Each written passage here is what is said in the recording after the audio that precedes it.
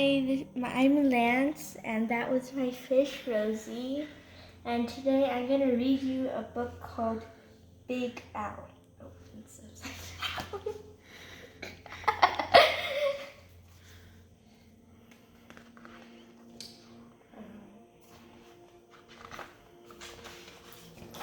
Big Owl by Andrew Clements. In the wide blue sea, there was a very friendly fish named Big Owl. He could not find a nicer fish. But Big Owl was also very, very scary.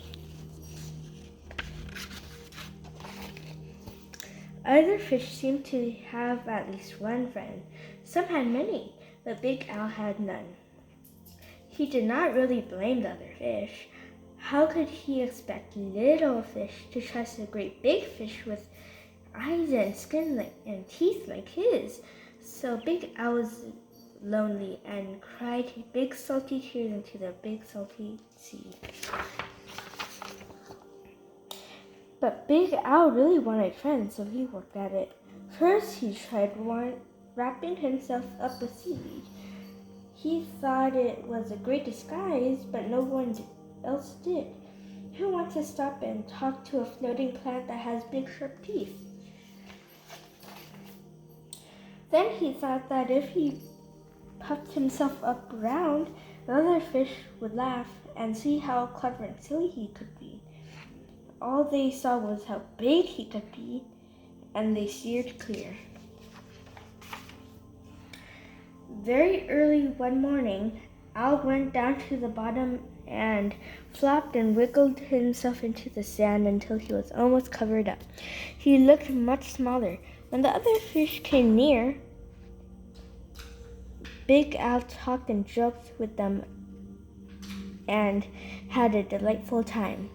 But when one scratchy little grain of sand got stuck in his gills, and he sneezed.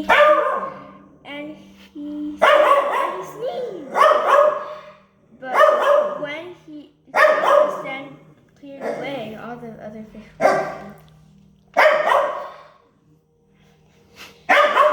Big Owl changed his color one day so he could look like he belonged to a school of tiny fish passing by. He bubbled along with them for a while, laughing and feeling like he was just one of the crowd. But he was so big and clumsy that when all the tiny fish darted to the left and quickly back to the right, Big Owl plowed straight ahead. He went bumping and thumping right into the little fish. Before he could say, "Excuse me," they were all gone and he was alone again, sadder than ever. But when Big Owl was starting to be sure that he would never have a single friend, something happened. He was floating along sadly, watching some of the smaller fish, and was wishing that they would come closer. As he watched, a net dropped down and silently from above, and in an instant they were caught. Big Owl forgot all about being lonely and forgot all about being sad.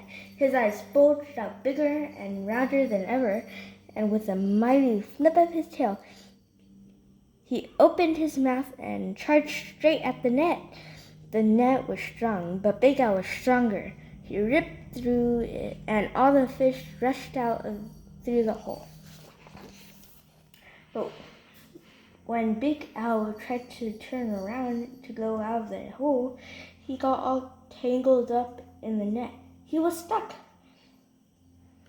The net went higher and higher toward the bright surface of the sea, and the little fish watched Big Owl as he disappeared above them.